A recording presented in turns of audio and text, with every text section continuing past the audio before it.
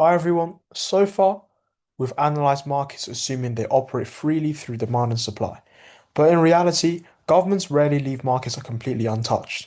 They intervene, and one of the most common forms of intervention is taxation.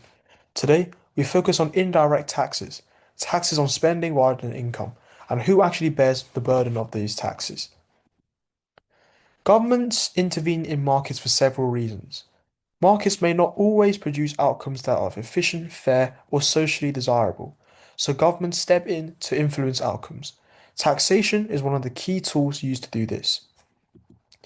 Before going further, we distinguish between direct taxes. These are taxes on wealth or income. Examples include income tax and corporation tax, and indirect taxes. These are taxes on spending. Examples include VAT and excise duties on fuel, alcohol, and tobacco.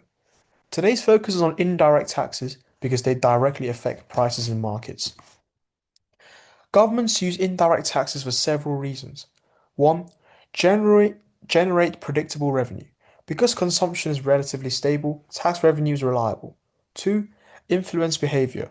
Taxes can discourage certain activities. Three, discourage harmful consumption, for example, smoking and alcohol consumption. Four, fund public services. Revenue can be used for healthcare, education, and infrastructure. However, taxation involves trade offs. Taxes raise prices and reduce consumption, so policymakers must balance benefits against costs. Let's now analyze taxation using a diagram. When an indirect tax is introduced, the supply curve shifts upwards by the size of the tax. This reflects an increase in firms' cost of production. As a result, the new equilibrium price rises and the quantity traded falls. The vertical distance between the original and the new supply curves represents the tax per unit. Now, we move to the key concept, tax incidence.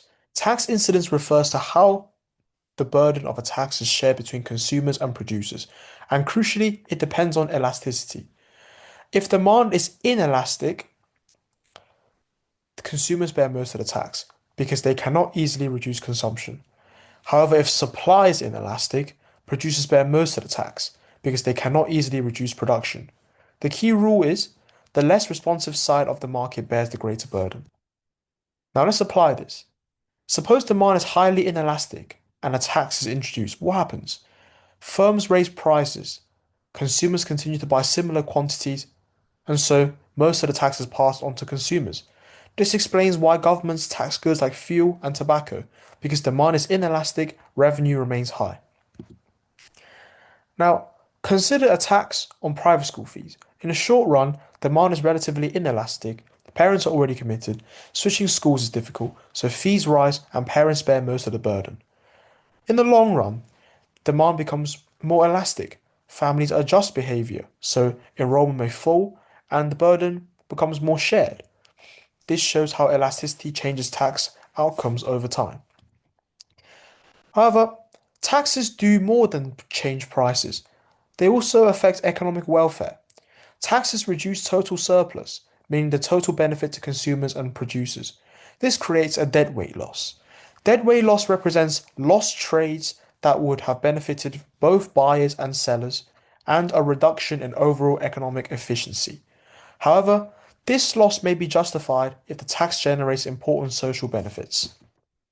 To evaluate taxation, we must consider trade-offs.